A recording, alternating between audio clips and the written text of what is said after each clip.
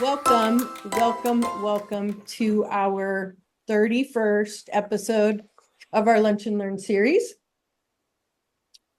Today, we are here with Jeff Alvarez, who I'll introduce in a second.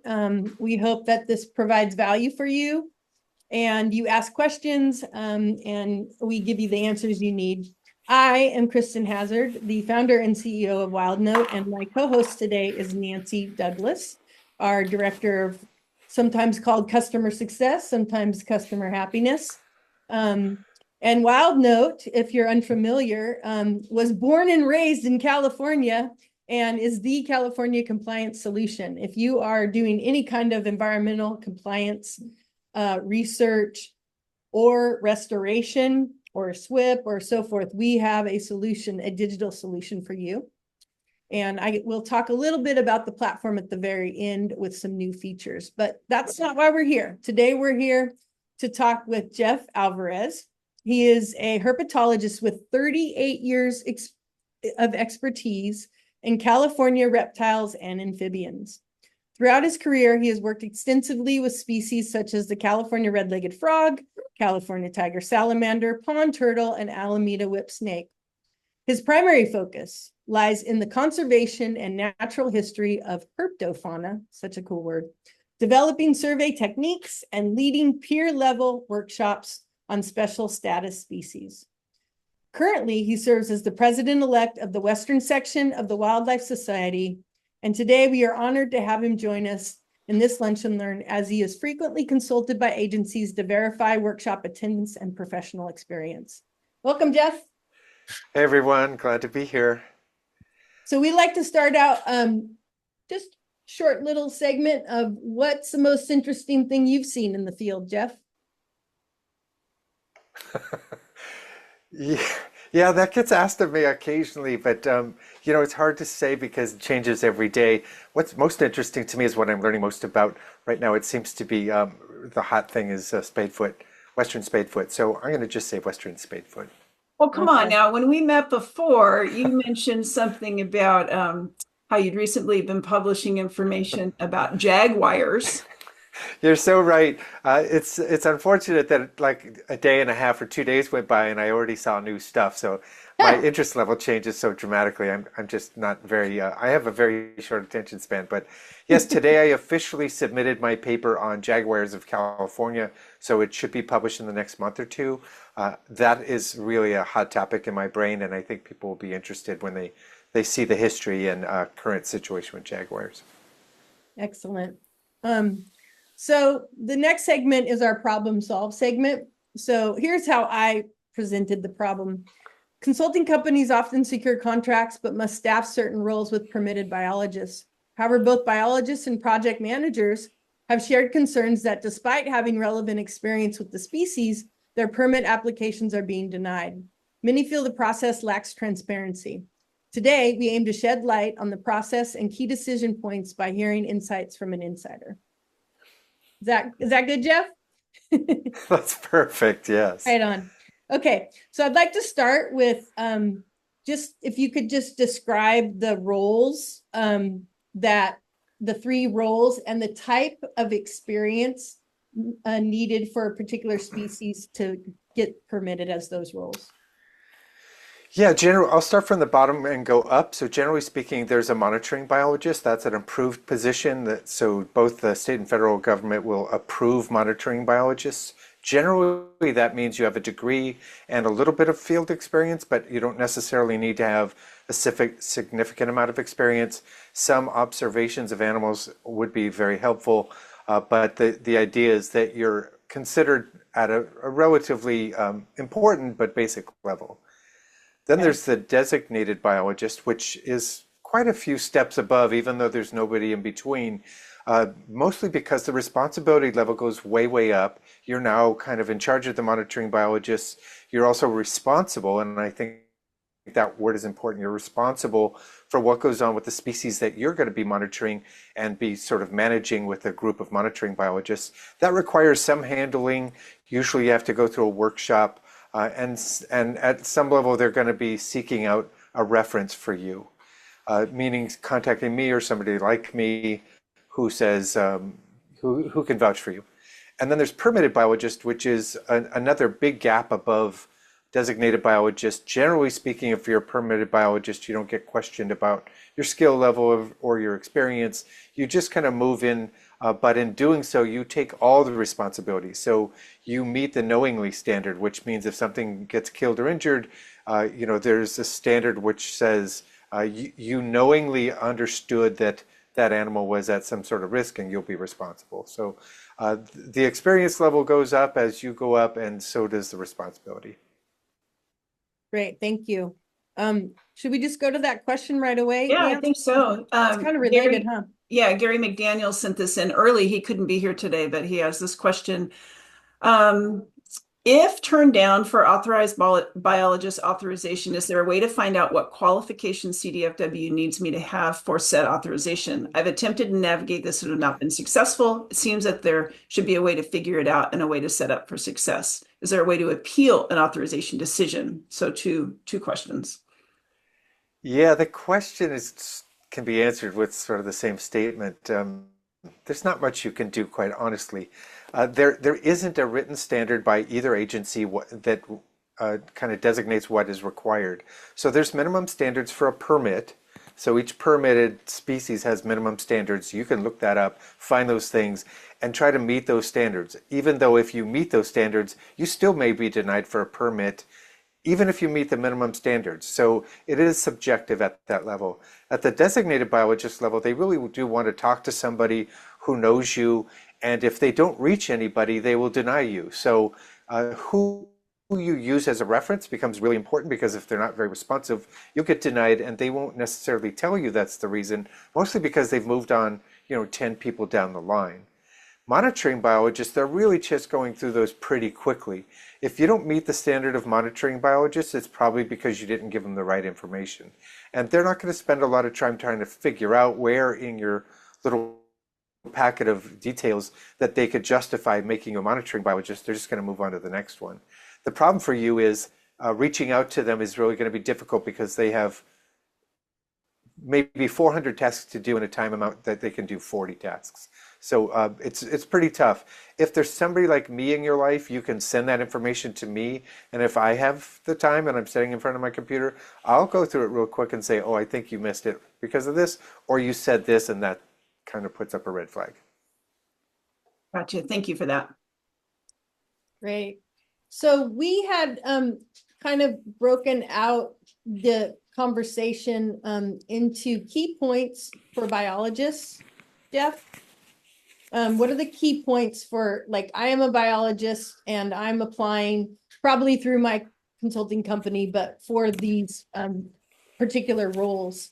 And what are the key points they should know in terms of the application process and getting approved? Yeah, I would start with what seems like a really kind of basic, sort of finger pointing and I'm lecturing at you statement, and that is be precise and be accurate. If you're submitting information, you need to be precise. That precise means don't put, oh, I saw 15 to 20 arroyo toads. You need to say, I saw 17 arroyo toads and handled 3.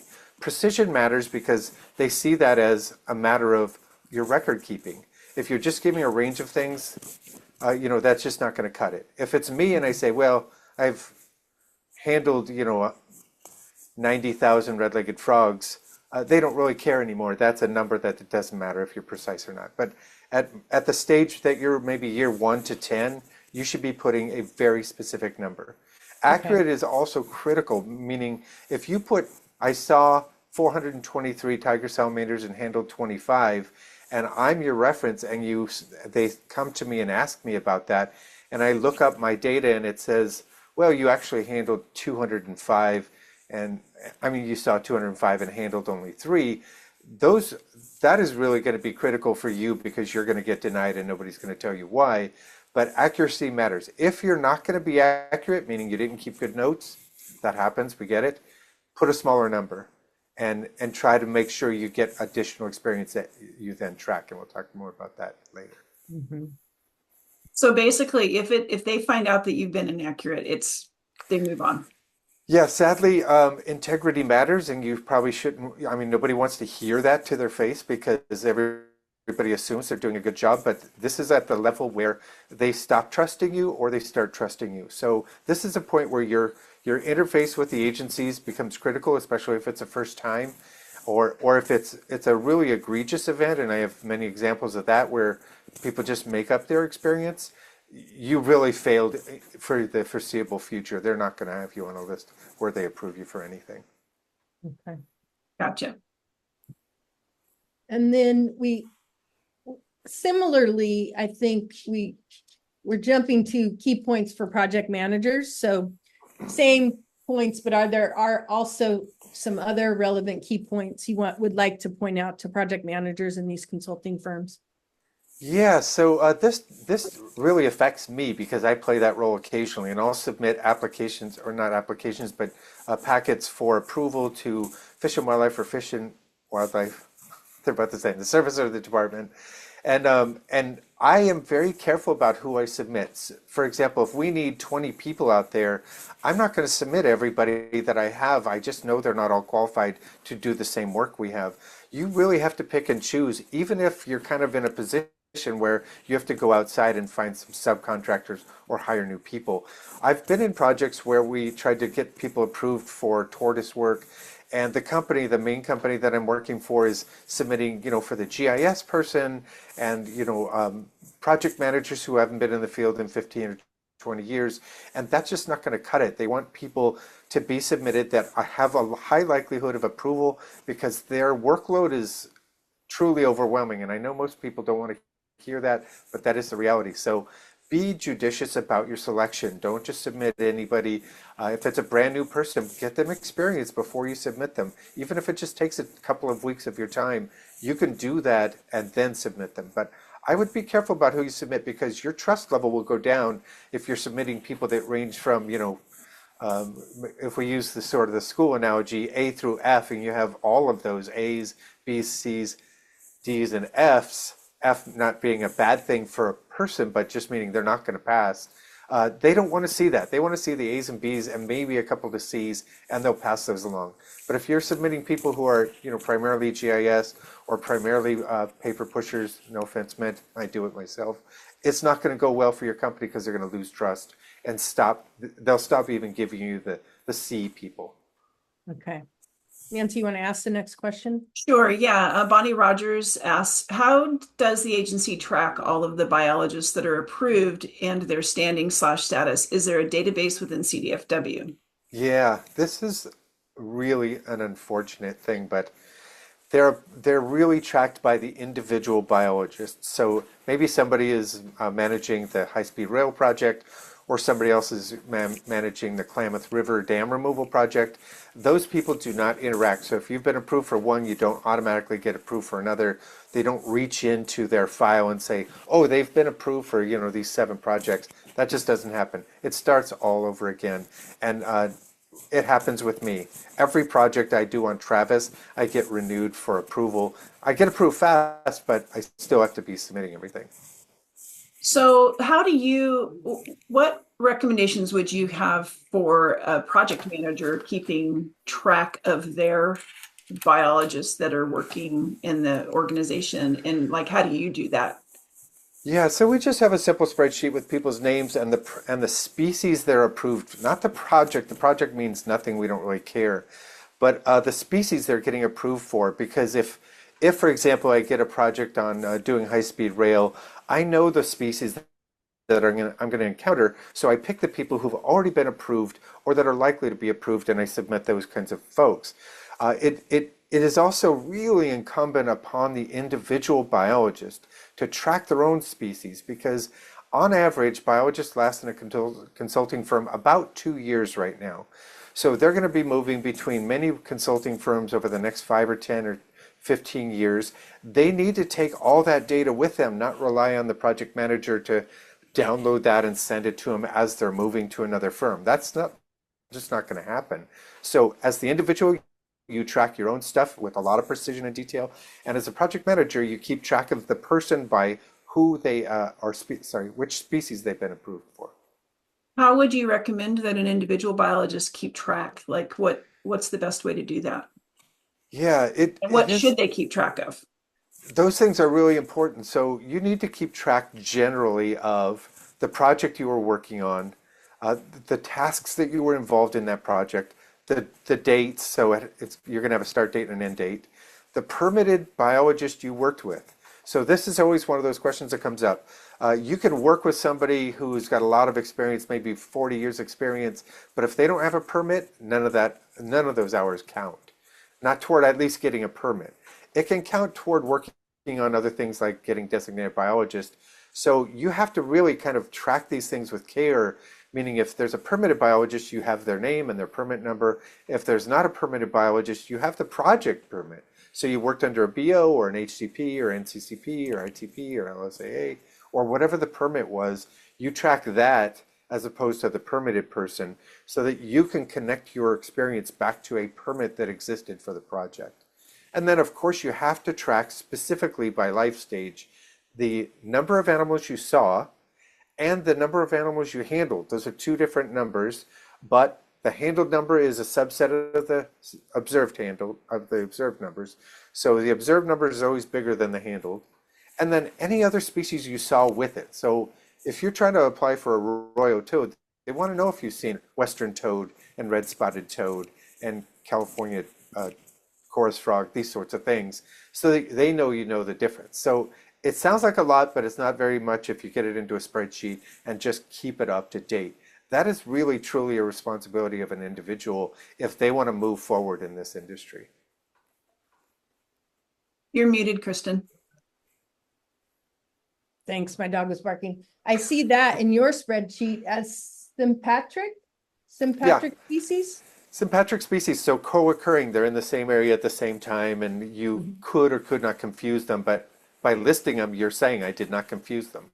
Right, exactly. And I think what I've been getting from you in our pre-meeting and this meeting is, real time tracking of what you've got going on. So you don't have to like try to remember 2 years back and then be potentially inaccurate, right? Yes, this comes up so much, and lots of people in your attendees list I noticed have been to some of our workshops, and so they've heard us say this, but you should be tracking it on the day. So put it in your notes or put it in, text yourself or whatever it is, but keep those numbers to yourself that day and keep them somewhere so that you have access to them. You do not want to rely on somebody like me, and I'll give you a very brief story without indicating the person. Somebody emailed us and said, oh, about 10 years ago I went to a workshop and this is the date I was there. Can you tell me everything I saw? And our response is, we tell you to write that down at the time. We're not going to share that with you any longer. That's your responsibility. Now, we may have that data and information because we have to report it every year to the agencies, but it truly is a responsibility of a biologist, certainly a qualified biologist or a quality biologist, to record that data. That is your future. That is essentially tracking what you're going to use to monitor or to market yourself when you go for another job. So keep track of every bit of it in real time. Good segue to a couple of questions. What resources, this is from Ramsey Quellar. What resources should a starting biologist utilize in order to meet minimum requirements for a species, both within their company and externally? And what if our company does not have a permitted biologist? Yeah. I'll start with the easy question. If your company doesn't have a permitted biologist, start looking around either through like the list of on ResearchGate, find out who's doing research right now. And they're going to have a permit if they're doing any sort of publishing. Reach out to them, see if you can do some volunteering. I still volunteer after 38 years. Should not be a problem, should not be offensive to anybody. You should not be saying, why do I have to do this after I have even a PhD? I know at least a couple of people in your attendees list have PhDs. Volunteering gets you new experience that you can't get any other way, and you have to have somebody to support you, so that's what we do. For people as they're tracking their own information, I would say create a spreadsheet. We have one that's we can share as a format. CDFW has one. U.S. Fish and Wildlife has one. They're all about the same, but they track different stuff. You should be tracking those things I mentioned earlier, and if you don't remember what those are, we can get that information to you. But track it from the start, the first moment, especially a brand new person, first moment you see something new that's listed as threatened, endangered, or sensitive, start tracking where you saw it, who you were with, when you saw it, how many you saw, what age group they were in. Those things are really critical. And you could share that with your company, but don't give it up, meaning don't have it on a single piece of paper and hand that paper over. Send it electronically so when you move to another company, you're taking that thing with you because you need it for you. I can show the spreadsheet just real quick as a follow-up Sure. to that answer. Yeah. Let me get it on this screen here. While you're doing that, I'll ask this next question. If an individual has been approved by USFWS but never CDFW, is there anything they should be aware of, document, or account for that might increase the chances for CDFW approval? Yeah, the two agencies do have standards that are somewhat different, but it's not written down anywhere, so you can't see the difference. But for example, some species, you're like the service, so U.S. Fish and Wildlife Service has distinct population segments for tiger salamander. Some are endangered, some are threatened. The state calls it all threatened, so they see them very differently. The service might see the endangered population and the threatened population essentially the same, but the state, despite the fact that all of them are only threatened, sees them very differently. So they might approve you to work in Merced County on tiger salamander, but not approve you in Sonoma County or Santa Barbara County. And you won't necessarily know why, but the reasons why will be maybe all of your experiences on the distinct population segment that is in the Central Valley. These are those little tiny subtleties that are really hard to kind of pick apart and figure out and kind of correct or update without having somebody be a little bit knowledgeable. And I'll just share that I'm open to trying to help people through this process.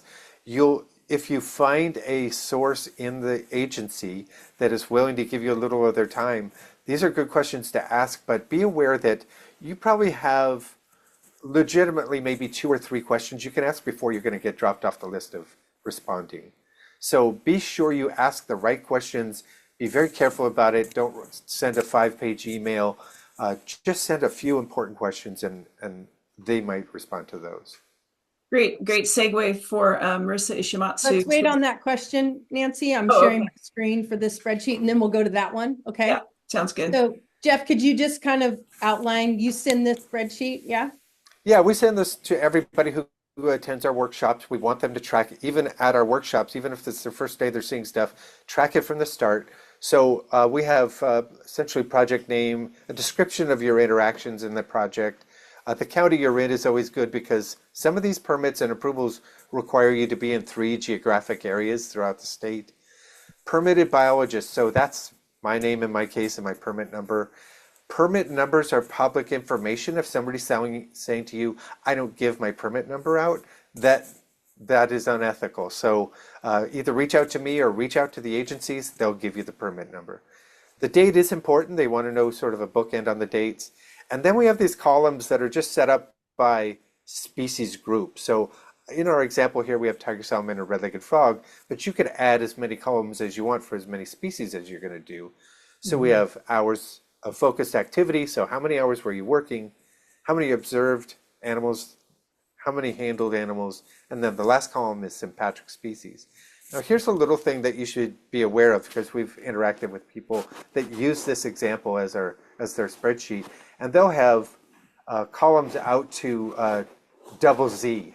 So they have 50 columns there. That's not what you want to send in if you're just trying to get approved for arroyo toad.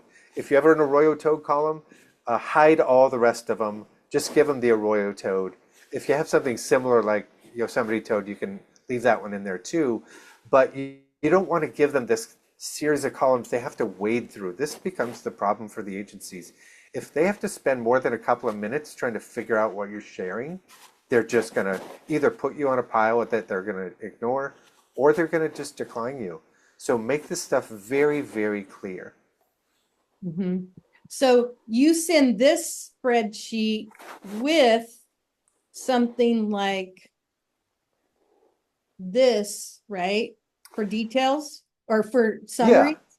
Yeah, this is another example of how you can get clear information very quickly to the agencies. So I call this a species-specific resume. So it has the work-related experience for tiger salamander in this one, which counties I worked in, the approximate number of animals I've seen, similar species in the same time frame that I saw them, and the relative number. In my case, I have publications, so I list those things. Right. This is very specific to a particular animal if you feel like your resume isn't going to be very clear. And I say that because lots of us know in the consulting world, somebody with 2 years experience might have an 8-page resume. The agencies are not going to have time to look at that, try to fish through all the details in it. So instead, you as an individual, not your company, but you pull out the pertinent details, get it on one page if you can, and that's your species specific resume. These should be updated every time you add to it, because you're going to be needing this very frequently. Most of these projects need you to be approved for something. So update it frequently. Right. So Okay. Marissa says, Jeff, have you had luck sending in spreadsheets? I've tried and gotten mixed results from both agencies, even though the spreadsheet has all the information they're looking for. Yeah. So I would just add that, and I know Marissa well, so I know what she's talking about.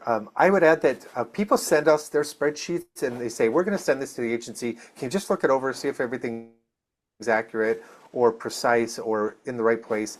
And I would say 90% of them need work from us.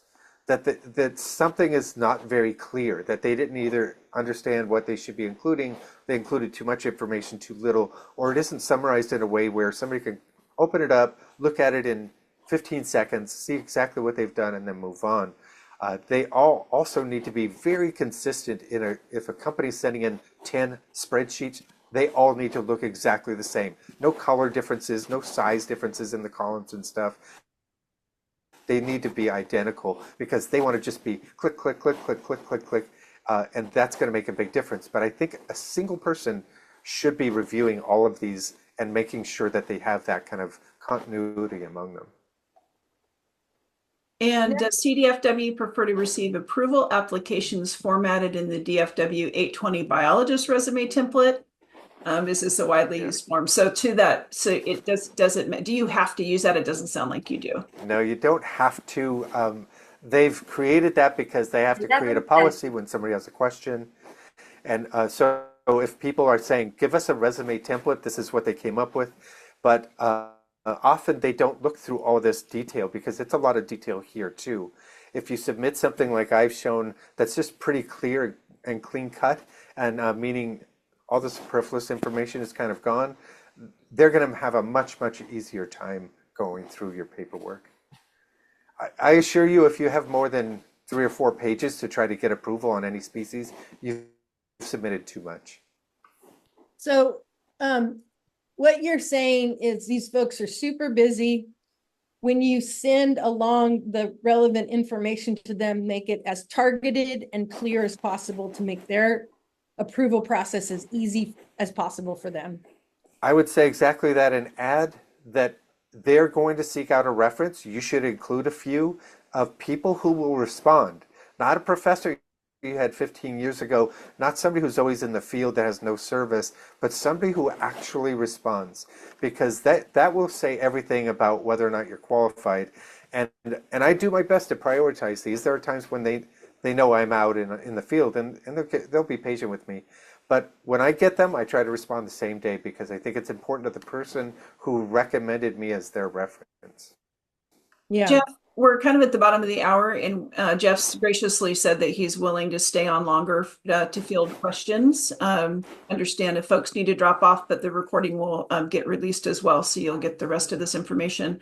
I have a question about what frustrates the people at the agencies. We've touched on getting too much information. Is there anything else that folks should know about? I mean, these are just people trying to do a job, right? Yeah, I think one of the things that they get frustrated about, and I hear this a lot from them, is the very thing I just talked about, and that is you give references that they can't reach, or you give no references. That's one big one. The other big one is this idea between accuracy and precision. Somebody will use neither. So they're not precise. They put a range. Oh, I saw 20 to 50 arroyo toads between January, 1997 and 2024. That is just going to be tossed off to the side. Those kinds of things really matter quite a bit. The other thing I think is that if you give too little information, so you just say, yes, I have experience with tiger salamander, red-legged frog, ringtail, cuckoo, etc., that doesn't tell them anything. And then their choice is not to approve you, as opposed to contact you again and say, you need to give a little more detail. So that is a big problem. And then they have a big problem with sort of consistency styles. So every single consulting firm will do, different resume style for every firm. So they get these resumes that have photos and that have, little stories and vignettes and all these sort of things. They're not interested in any of that stuff. They will rarely look at a person's resume. They want to see a species-specific resume, a spreadsheet, and really the resume is to say, oh, we could look at it and see you have some experience. That box is checked. But if you're giving them, an 8-page resume and you have 2 years experience, you've just wasted a lot of time. Jeff, what about a letter of recommendation versus just a reference named in the application? Yeah, so for permitted people, we individually give a letter of recommendation because then they don't have to contact us. It's signed by us. It says very specifically what they need to hear, and that always works. That's a good thing. Most people really struggle with being successful at getting a letter of recommendation because the people being asked don't really want to do that. It takes a lot of time. They'd rather just send an email response, which is fine if you're going to do it. But if you can get a letter of recommendation, I would say ask within 2 weeks of the experience you had with that person. Right. If you're waiting too much longer, you're going to just lose out. This is a question from Brittany. Should I only include my experience if I worked under a permitted biologist? What if I identified a protected species during construction monitoring? Should I still include it? Yeah, so this becomes a little bit complicated. So if you're applying for a permit, you need to have only permitted biologists as the people you're working with. You could add others, but that's just superfluous to them. You need to be working with a permitted biologist. If you're a designated or you're trying to be a designated biologist, you can put any experience you choose, whether it's permitted or not. But if you've worked under a project permit, LSAA, ITP, BO, all those things, make sure you include that you worked under a permit because that means you are approved for that project. That's a good thing. And then any approvals you've done, you can just do bullet marks. Approved for the following as a designated biologist and monitoring biologist. And just put a little list, very brief, not a lot of detail. You don't have to describe it, just the project name. What are your top tips for companies, for consulting firms at large? Like, what would you say there? A couple of pointers. Yeah, this is going to sting for a couple of people, but I'm afraid it's just a reality. You have to build trust with the agencies. Most people don't recognize that the agencies are just individual people. They hear stories, they see things online, they get reports from other firms about your firm if you're working on a big project together. Building trust with the agencies means so much, and you don't know how much that means. Most companies feel like they have an excellent relationship with the agencies, and quite frankly, they don't. The agency will say something positive to you, but when I'm having lunch with them at the taqueria they all go to, the stories come out flying, and it's not a good thing. So build that reputation. By that I mean, if you're on a project site and a contractor runs over a Western spadefoot, you report that. It's not a personal thing. It's not going to shut down the project, although that's what people think. They want to know these things because the agencies actually have a take limit. Most people don't know that. So they give take to us from their take allotment, and that's how they manage these things. But they still want to know. And my personal example is I was working on an Alameda whip snake project trapping snakes and was driving to a trap line and ran over an Alameda whip snake. I was crushed. I mean, it was really crushed, but I mean, I was very hurt by it all. It was more crushed than you. Sadly, yes. And I was very scared to call them up, but I called them up and I was like, I'm really sorry, this is what happened. And they said, well, don't do that again.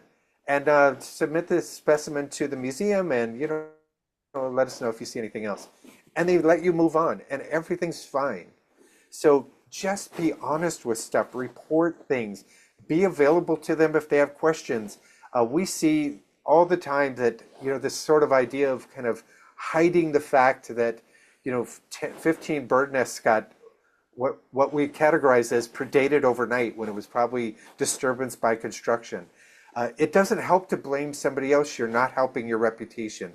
Even if you're doing what we would think of as messing up or making mistakes, if you're reporting yourself, you're good. You're building a good reputation. If somebody else is reporting you, you shot to the bottom of the list faster than you can pull yourself out. These things matter so much. The service has seen me apologize for things frequently because things happen. You just can't stop it, or we don't know. And that's all okay. But they hear from me on the other end too. We had good success. We learned this. We published this.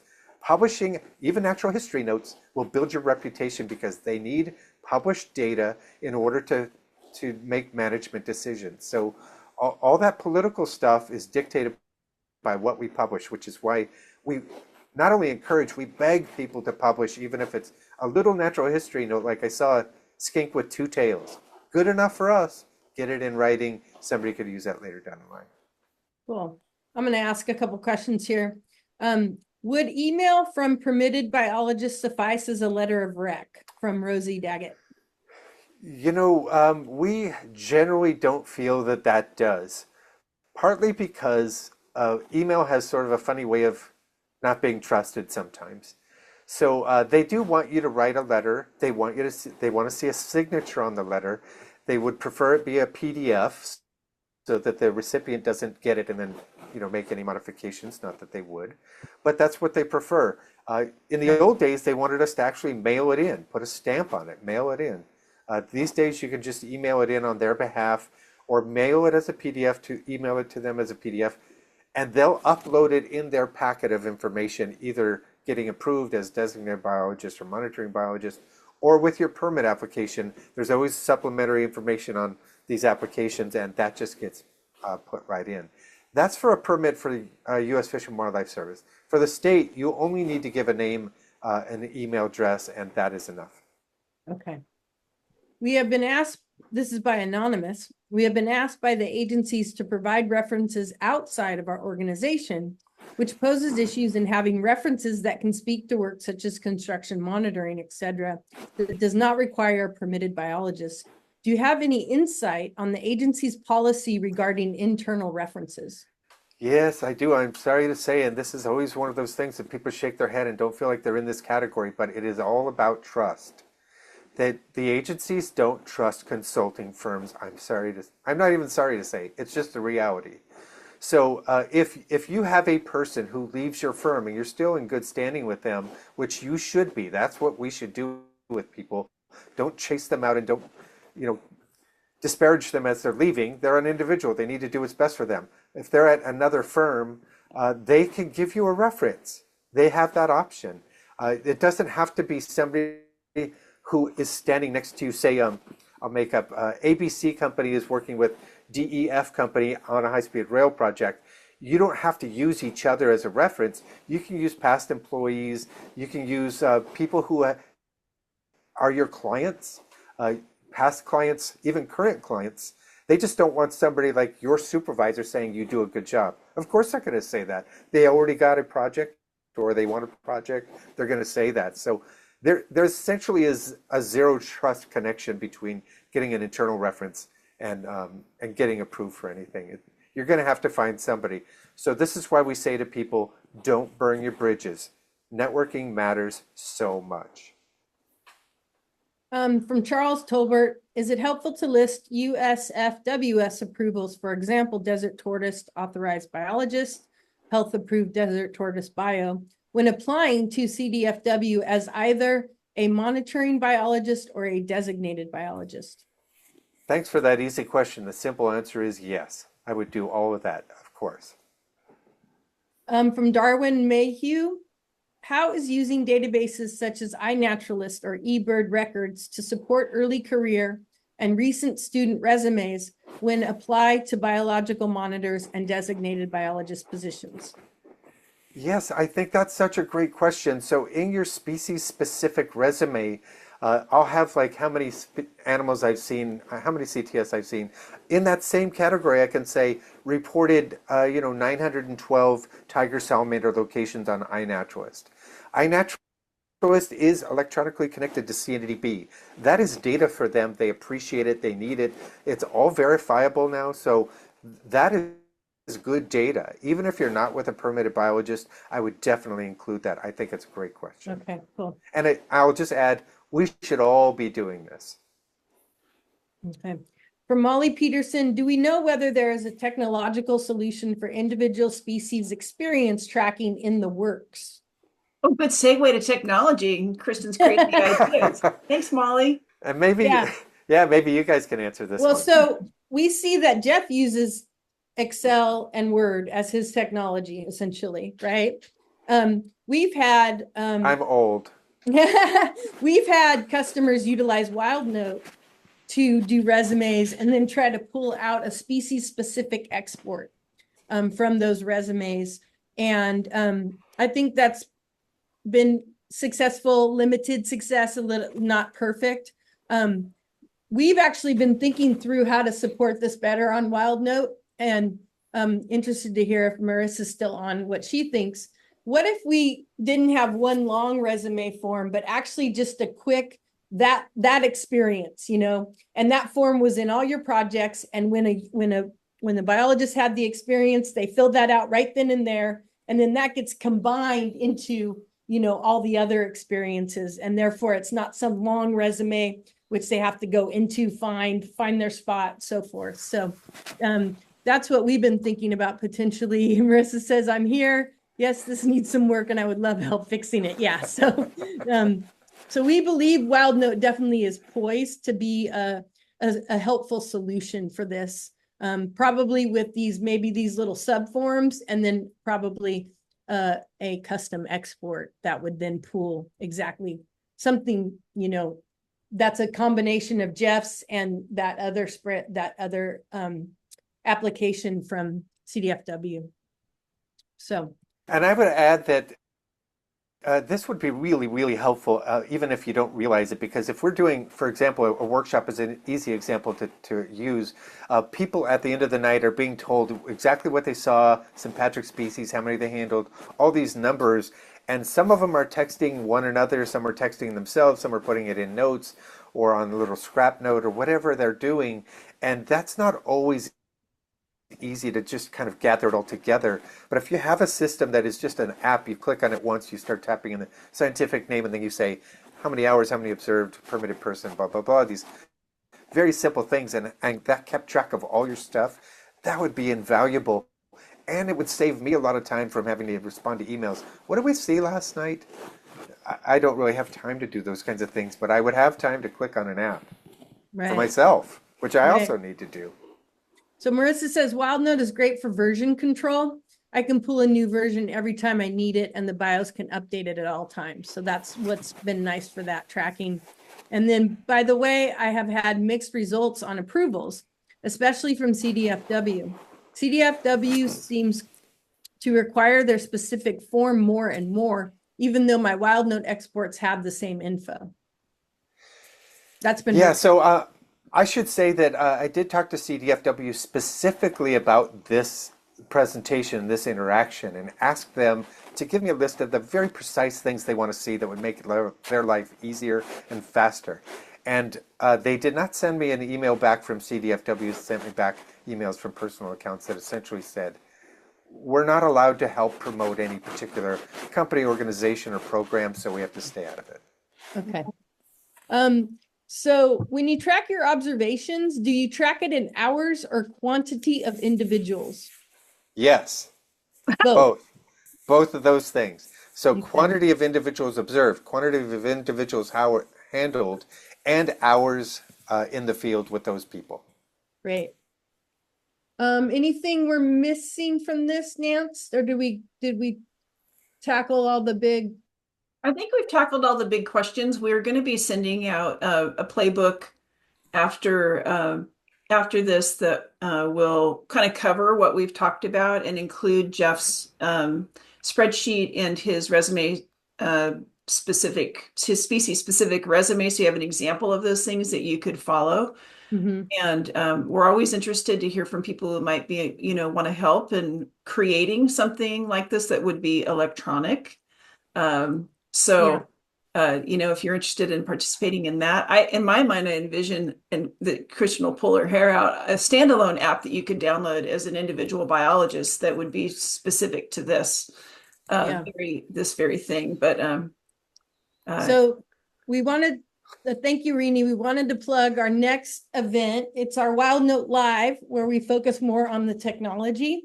And we have just done an amazing bit of updating to our taxonomy framework. So not only do we have, the species, common name, scientific name, symbol, but we have the metadata associated with the species, right? And so we've built out this wonderful taxa gallery to kind of show you what we've got going on here. It's pretty amazing. Let me get this going here. So this is our taxa gallery. You can see these would be observed species that you pick from our species list. So we already have a California wildlife list, a California plants list, a USDA Washington plant list. We have all these lists available to you. And then we've got the metadata associated. So California threatened and endangered, CNDDB special animals, and federal threatened and endangered. And we match that up for you automatically in our new taxa gallery. And you can then export this with this data or pick other listings. Potentially you have maybe a San Diego listing specific to that city. You can attach that to this export as well and get that data all matched up. Save you a bunch of time, we believe. Same thing, obviously, for plants. So in this case, we feel like our data set for California is our best data set in terms of the states. Because we're a California company. Because we're California born and raised. That's right. And so we've got, of course, wetland indicator status, California rare plant rank, threatened and endangered, and federal threatened and endangered. So we really take the taxonomy solution seriously. We've got, we just did a massive update to get the Jepson updates in there, and a bunch of making sure our listings were updated based on agency publications. So that's what we'll focus on in our next live, will be not only this, but really how we feel like we are the California compliance solution for you in terms of software. We've built out monitoring, restoration, all these different things that people can jump in, grab the forms from our library, grab the immediate exports, and be off and running, basically. So, all right. And let's see. There's one more question. I like to use, this is from Derek. I think it's just a suggestion. I like to use the CDFW mandatory wildlife report for tracking species. The species-specific resume can then be built referencing DFW 1379. So I can just share my screen again and show the link that he gave here. So this took us here. I guess somewhere in here, you'll see the way to track it. So this is going to be a form that CDFW puts out for you to track the species you're going to be handling and then reporting for your scientific collecting permit.